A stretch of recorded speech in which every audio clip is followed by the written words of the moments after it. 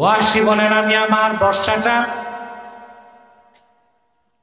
হযরত আমির হামজার সিনার মধ্যে বিদ্ধ করে দিলাম। সাইয়্যিদুশ শুহাদা, দুনিয়ার সমস্ত শহীদদের মহান নেতা আমির হামজার পবিত্র দেহটা উহুদে লুটায় পড়ল। আবু জাহেলের স্ত্রী হিংস্র নারী নষ্টা ভ্রষ্টা হিন্দা আমির হামজার সিনাটা বিদীর্ণ করে কাঁচা কলিজা বের করে চর্বণ করেছে। আমিরে হামজার নাক কান কেটে মালা পরিধান করে উল্লাস করেছে। আল্লাহর হাবিব সাল্লাল্লাহু আলাইহি সাল্লামের দাঁত মুবারক উহুদে শহীদ হয়েছিল। রাসূলুল্লাহ সাল্লাল্লাহু আলাইহি ওয়াসাল্লাম এত বেশি ব্যথা পান নাই। উহুদ ময়দানে আমির হামজার শাহাদাতের দৃশ্য দেখে যে ব্যথা পেয়েছে। ওয়াসি বলেন, মক্কা বিজয় হয়ে গেল, মক্কা ছেড়ে পালায়ে যাচ্ছি। লোকেরা বলল, ওয়াহশি আইনা তুরিদু, কোথায় যাও? আমি বললাম, সবাই ক্ষমা পেতে পারে, আমার ক্ষমা নাই। আমি রাসূলুল্লাহ সাল্লাল্লাহু আলাইহি ওয়াসাল্লামের আপন চাচাকে শহীদ করেছি। মক্কা মুকাররমার লোকেরা বলল, রে ওয়াহশি, একবার রাহমাতুল লিল আলামিনের কদমে চলে যাও, তোমার মতো অপরাধীকে মুহূর্তেই তিনি মাফ করে দিতে পারেন। ওয়াহশি বলেন, সিনায় শঙ্কা নিয়ে আল্লাহর হাবিব সাল্লাল্লাহু আলাইহি সাল্লামের কদমে উপস্থিত হয়ে গেলাম। রাসূলুল্লাহ সাল্লাল্লাহু আলাইহি সাল্লাম আমাকে জিজ্ঞেস করলেন, তুমি কে? আমি বললাম, আমার নাম ওয়াহশি। কোন ওয়াহশি? আপনার চাচার হত্যাকারী। কেন এসেছ? ক্ষমা চাইতে এসেছি, ঈমান আনতে চাই। আল্লাহর হাবিব বললেন, কোনদিন চাই নাই তুমি আমার কাছে আসো, যেহেতু চলেই এসেছো ক্ষমা করে দিলাম। আল্লাহ দিনের দরজাও তোমার জন্য খোলাই আছে।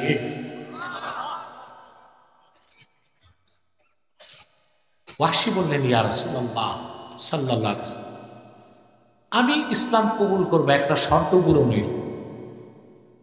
আল্লাহ হাবিব সাল্লাল্লাহু আলাইহি ওয়াসাল্লাম বললেন, কি শর্ত?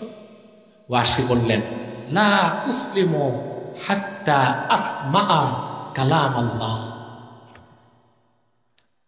আল্লাহ তাআলা আপনাকে ওহীর মাধ্যমে যদি জানান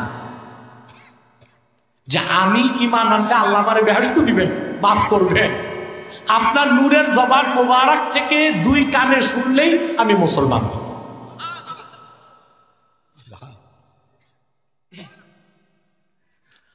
সঙ্গে সঙ্গে ওয়াহী নাজিল হয়ে গেল, والذين لا يدعون مع الله إلها آخر ولا يقتلون النفس التي حرم الله إلا بالحق ولا يزنون ومن يفعل ذلك يلقى أثاما। আল্লাহ ঘোষণা করে দিলেন, আর যারা আল্লাহর সাথে অন্য কাউকে ইলাহ বলে ডাকবে না, অন্যায়ভাবে মানুষ হত্যা করবে না, জেনা করবে না, আল্লাহ মাফ করে দিলেন তাদের। আর এই গুনাহগুলো যে করবে তাকে আল্লাহ পাক। ওয়াহশি বললেন, ইয়া রাসূলুল্লাহ সাল্লাল্লাহু আলাইহি ওয়াসাল্লাম, ইন্নী আশরাকতু বিল্লাহ وقتلت النفس التي حرم الله إلا بالحق وزنيت। আমি শিরকের গুনাহ করেছি, আপনার আপন চাচা আমির হামজার মতো ভালো মানুষকে শহীদ করেছি, জীবনে কতবার জিনা করেছি তার তো হিসাব নাই। কথা বুঝতেছেন? আমি কতবার জিনা করেছি তার হিসাব নাই। তাহলে আমি মুসলমান হয়ে লাভ কি? আল্লাহ তো মাফ করবেন না। আবার ওয়াহী নাযিল হয়ে গেল, ইল্লা মান তাবা ওয়া আমানা ওয়া আমিলা আমালান সালিহান فأولئك يبدل الله سيئاتهم حسنات وكان الله غفورا رحيما سبحان আল্লাহ আয়াত নাযিল করে। তবে আমার বান্দারা যতই শিরক করুক, কুফর করুক, কাফের হোক, মুশরিক হোক, তাদের মধ্যে যারা তওবা করে শিরক কুফর থেকে প্রত্যাবর্তন করে ঈমান এনে হৃদয়কে পবিত্র করে নিবে, আল্লাহ বলেন আল্লাহ তাদের জীবনের সব গুনাহগুলোকে নেকের দ্বারা বদল করে দিবে। ওয়াহশী বললেন, ইয়া রাসূলুল্লাহ সাল্লাল্লাহু আলাইহি ওয়াসাল্লাম, এখনো মুসলমান হতে পারছি না, আমি ঈমান আনবো, কিন্তু ইন্নী আরা ফীহি শারতান ফাহুয়াল আমালুস সালিহ। ঈমান আনলেই তো চলবে না, আল্লাহ তো শর্ত দিয়েছেন নেক আমল করতে হবে। আমি তওবা করব, শিরক কুফর ছাড়ব, মুসলমান হব, কিন্তু আমার নেক আমলের কোনো গ্যারান্টি নাই। নেক আমলের কি মাওলানা কি সমস্যা যে বলতে হ্যাঁ দোনোজন ঘুমাইতেছে, এদেরকে চা বিতরণ কর।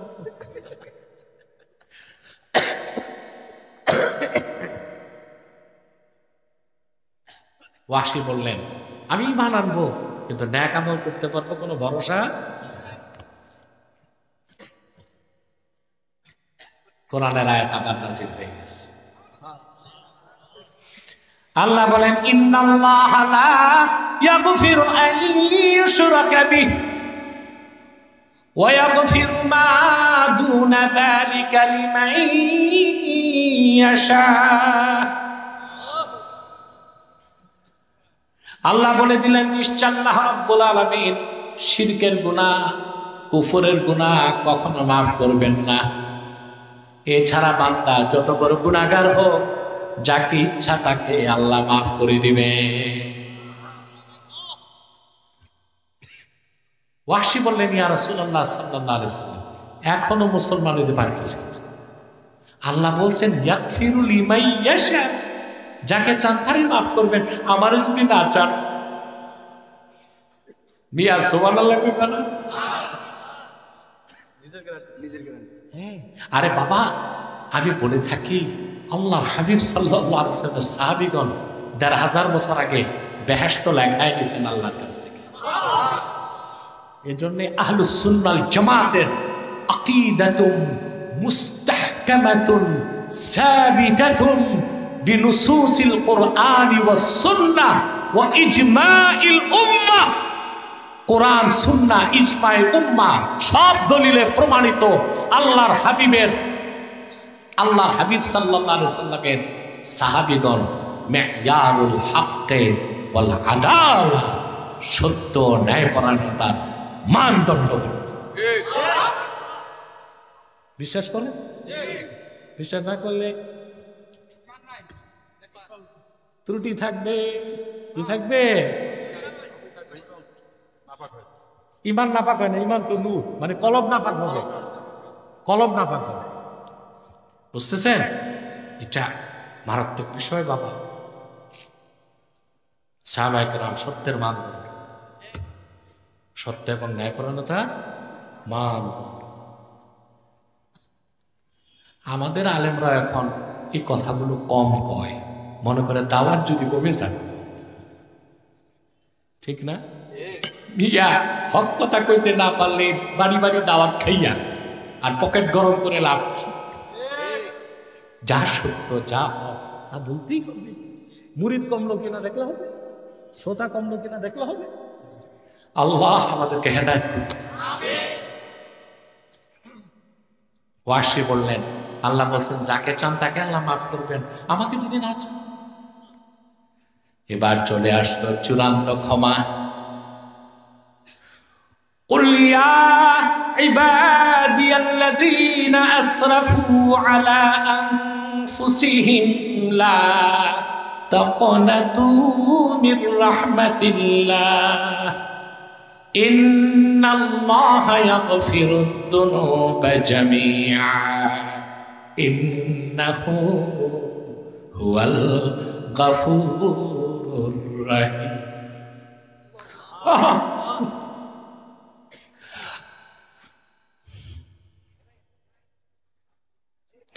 শারহু তরিকাতিল মুহাম্মাদিয়া কিতাবে এসেছে, আল্লাহ দয়াকে সৃষ্টি করে 100 ভাগ করছেন, সারা পৃথিবীতে বন্টন করছেন 1 ভাগ, আর তার হাবিবের ইমানদার উম্মতের জন্য রেখে দিয়েছেন 99 ভাগ। আল্লাহু আকবার। একটাই শর্ত, শিরক আর কুফর করা যাবে না। শিরক আর কুফর করা যাবে না।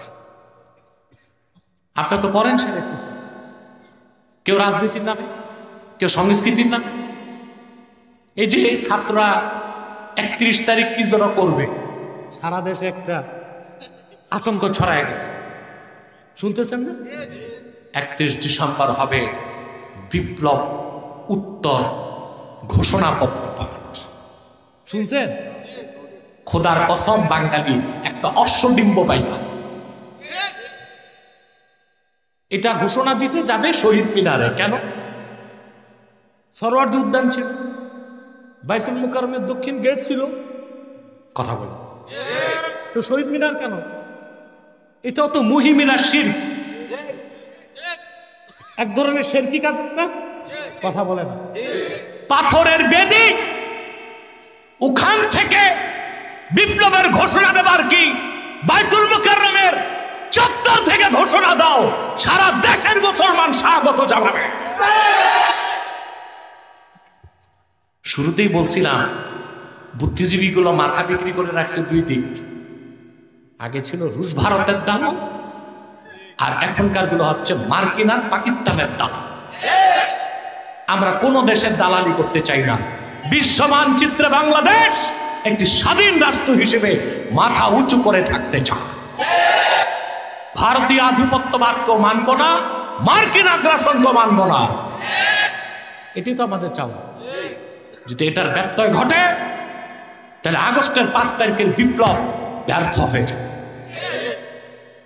এর জন্য আপনাদের ঐক্য দরকার। কি দরকার? আগেই বলছি, ইসলামিস্ট, রাইটিস্ট সব এক হইতে হবে, এক প্ল্যাটফর্মে আসতে হবে। লেফটিস্ট আর অ্যাথিস্ট এগুলোরে বাদ দিতে হবে। এগুলোরে বিতাড়িত করে আর পাঠাইবেন কই, মানে সাইড করে দিতে হবে।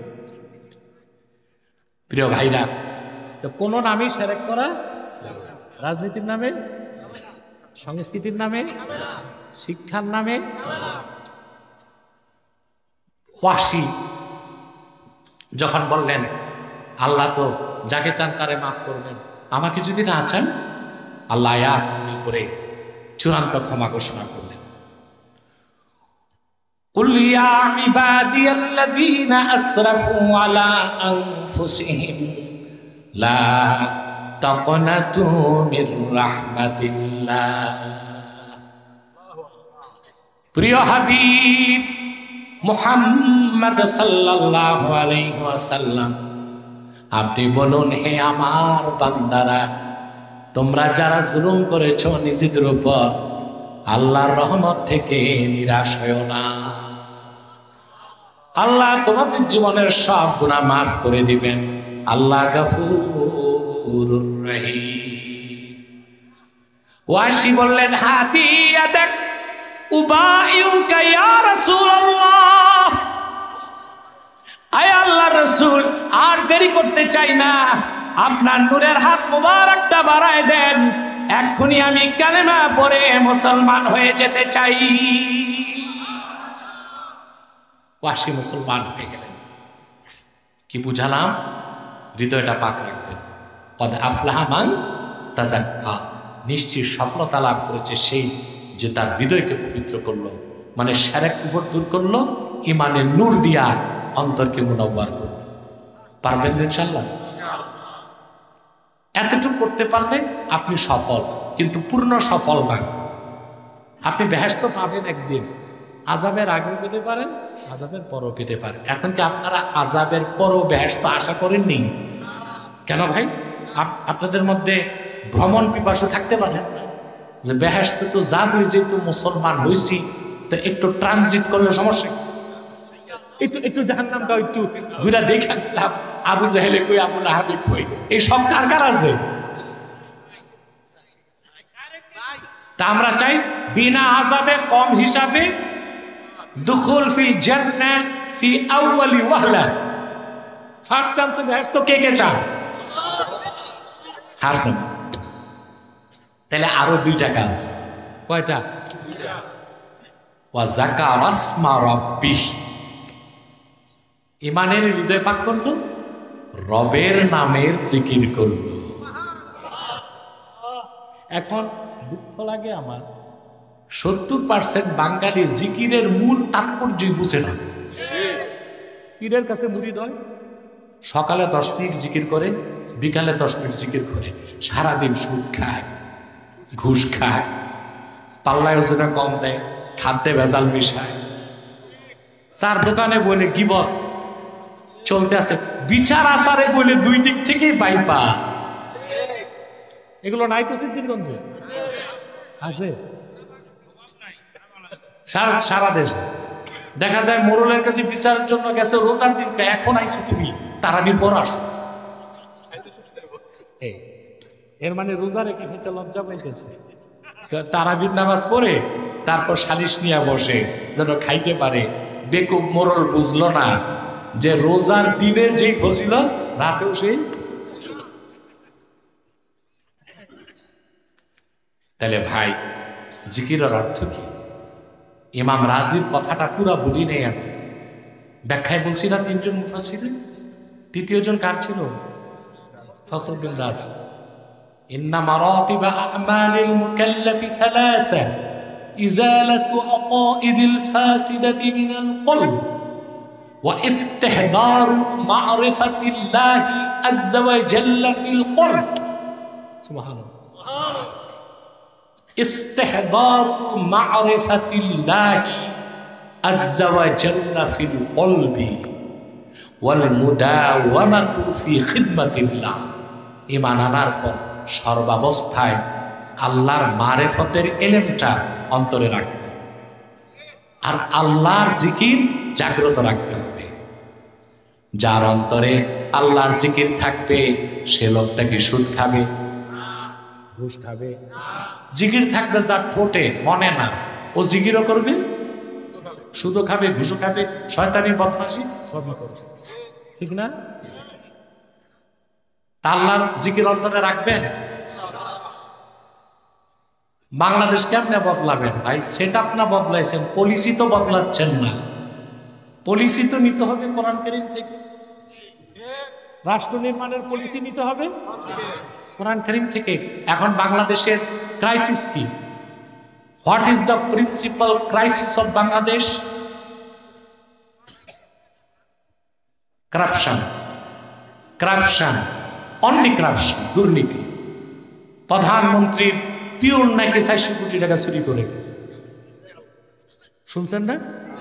প্রধানমন্ত্রী থেকে শুরু করে সিটি কর্পোরেশনের ঝাড়ুদার সব চুরি করছে। তা এখন যারা বসতেছে ওনারা কি আলেম ওলামা মুহাদ্দিস মুফাসসিররা? একই বিশ্ববিদ্যালয়ের মাল।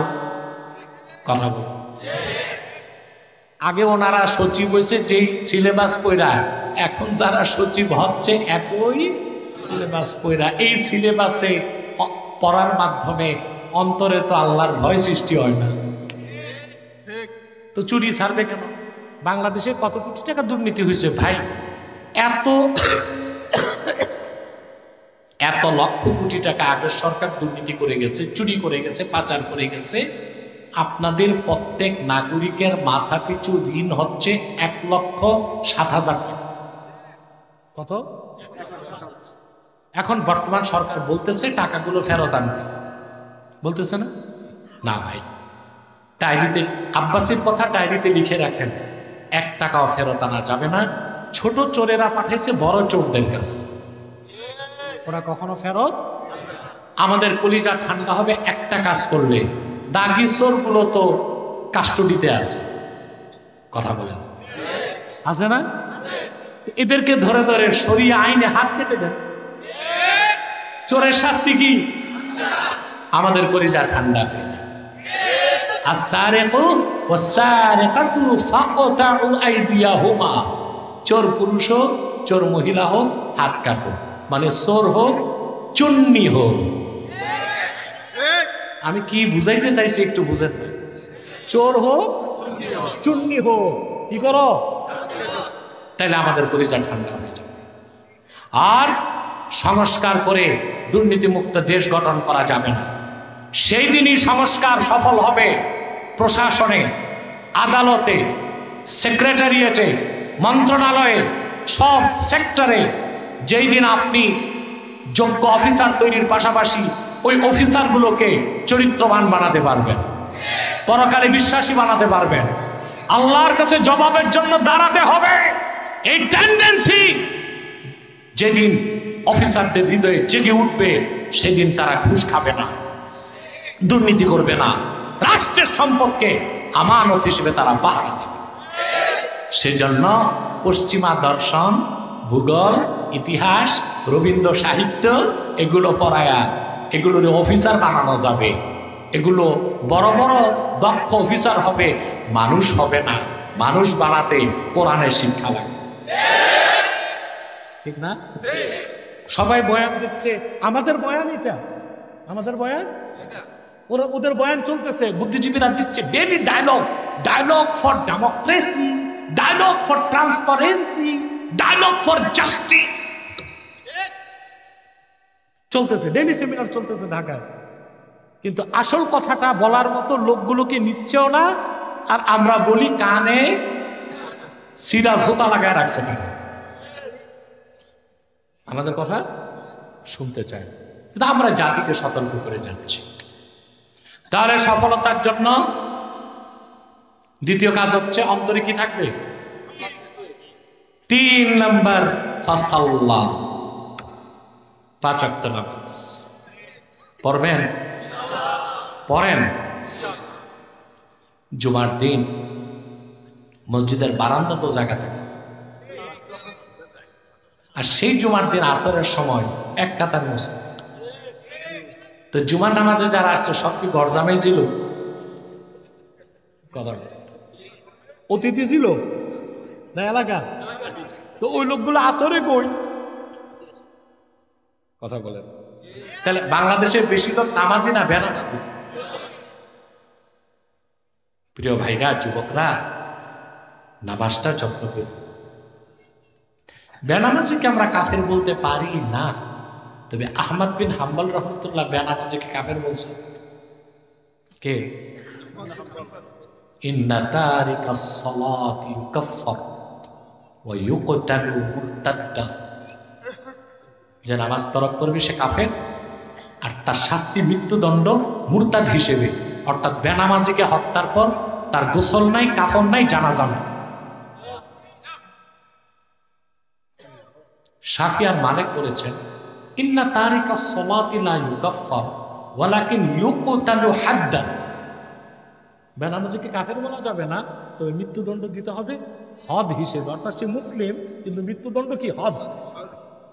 অর্থাৎ মৃত্যুদণ্ডের পর বেনামাজির গোসল হবে, কাফন হবে, জানাজা। তো 3 মহান ইমামের মতে বেনামাজির শাস্তি কি?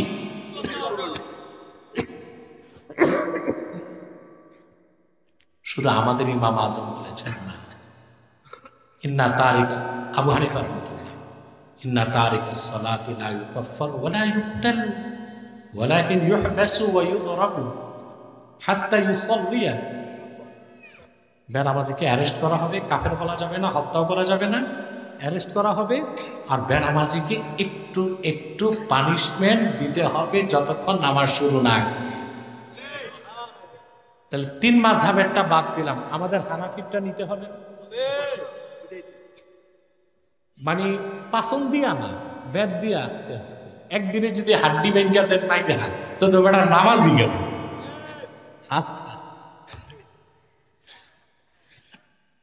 তাহলে বেনামাজির সর্বনিম্ন শাস্তি কি? ব্যাট। ওটা তাজির। ইসলামী শরিয়া আদালতের বিচারপতি যে রায় দেয় 3 বেদ, 4 বেদ, 6 বেদ, 10 বেদ, 12 বেদ, এটা তাজির। তো বেনামাজিকে যেখানে শরীয়তের দৃষ্টিতে বেত্রাঘাত করতে হয়। আপনারা তো ভাই রাগ করেন না, সব জায়গায় বেনামাজিকেই ইস্টাবলিশ করেন। অধিকাংশ মসজিদ কমিটির সভাপতি বেনামাজি, সেক্রেটারি শুধু বেনামাজি না, সুদও খায়, ঘুষও খায়। যে 5 ওয়াক্ত নামাজ পড়ে ফজর পড়ে ওই বেটার সদস্য রাখে না। সব এলাকার সুদখোর ঘুষখোরকে দায়িত্ব দেয়। তো বেচারা ইমাম সাহেব মেম্বরে বসে চিন্তা করে কি ওয়াজ করবে। সভাপতি ব্রাক ব্যাংকে চাকরি করে, আর ওই সেক্রেটারি সাবেক দারোগা। তো ইমাম মনে করছে সুদের বিরুদ্ধে কিছু বলি, দেখ সভাপতি কাশি দেয়। তো ভাবছে তো ঘুষের বিরুদ্ধে বলি, দেখে দারোগায় চোখ মোটা করছে। ইমাম ভাবছে বাবা চাকরি ঠিকঠাক, সে কবরের বয়ান শুরু করছে। সব খুশি, সভাপতি সুবহানাল্লাহ, সেক্রেটারি আলহামদুলিল্লাহ, ইমাম সব ঠিক আছে।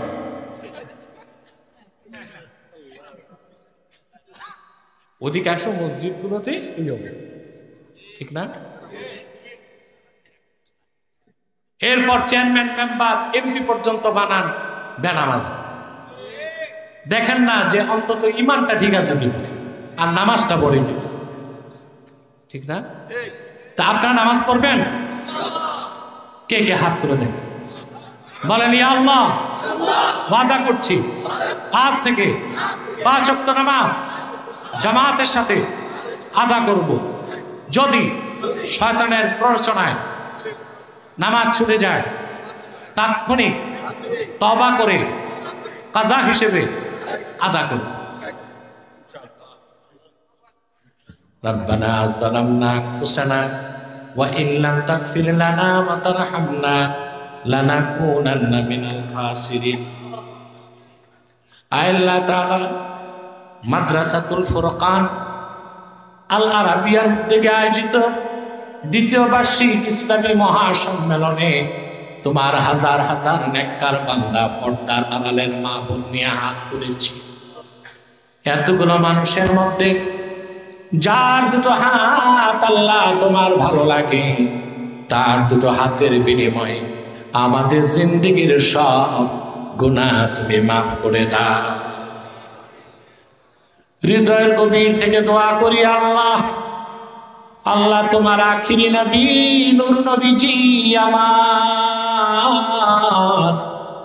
মুহাম্মদ মুস্তাফা সাল্লাল্লাহু আলাইহি ওয়াসাল্লাম আজ থেকে 1,500 বছর আগে দুনিয়ার থেকে বিদায় নিয়েছেন। হায়াতুন নবী হিসেবে জান্নাতুল ফেরদাউস রওজা মুবারকে বিশ্রাম নিয়েছেন। আল্লাহ জীবনে একবার তোমার আখিরি নবী নূর নবীজি আমার মুহাম্মদ মুস্তাফা সাল্লাল্লাহু আলাইহি ওয়াসাল্লামের জান্নাতুল ফেরদাউস রওজা মুবারকে উপস্থিত হয়ে গো আল্লাহ তোমার হাবিবের নূরের কদমে দরুদ ও সালামের হাদিয়া দেবার আগে আল্লাহ তুমি ডাক দিও না। আল্লাহ তাআলা একবার বা একাধিকবার যারা সোনার মদিনায় নূরের মদিনায় যেতে পেরেছি আল্লাহ, জীবনে বারবার তোমার আখিরি নবী নূর নবীজি আমার মুহাম্মদ মুস্তাফা সাল্লাল্লাহু আলাইহি ওয়াসাল্লামের নূরের শহর মদিনাতুল মুনাওয়ারা জিয়ারতের জন্য তাদের কপালটা খুলে দাও। আল্লাহ তাআলা হৃদয়ের গভীর থেকে দোয়া করি আল্লাহ তোমার আখিরি নবী নূর নবীজি আমার মুহাম্মদ মুস্তাফা সাল্লাল্লাহু আলাইহি ওয়াসাল্লামের নূরের চেহারা মোবারক স্বপ্নে একবার দেখে গো আল্লাহ জান্নাত ওয়াজিব হবার আগে তুমি ডাক দিও না। আল্লাহ একবার বা একাধিকবার যারা তোমার আখিরি নবী নূর নবীজি আমার মুহাম্মদ মুস্তাফা সাল্লাল্লাহু আলাইহি ওয়াসাল্লামের নূরের চেহারা মোবারক স্বপ্নে দেখার সৌভাগ্য লাভ করেছে আল্লাহ, জীবনে বারবার দেখার জন্য তাদের কপালটা তুমি জান্নাতি কপাল বানায় দাও।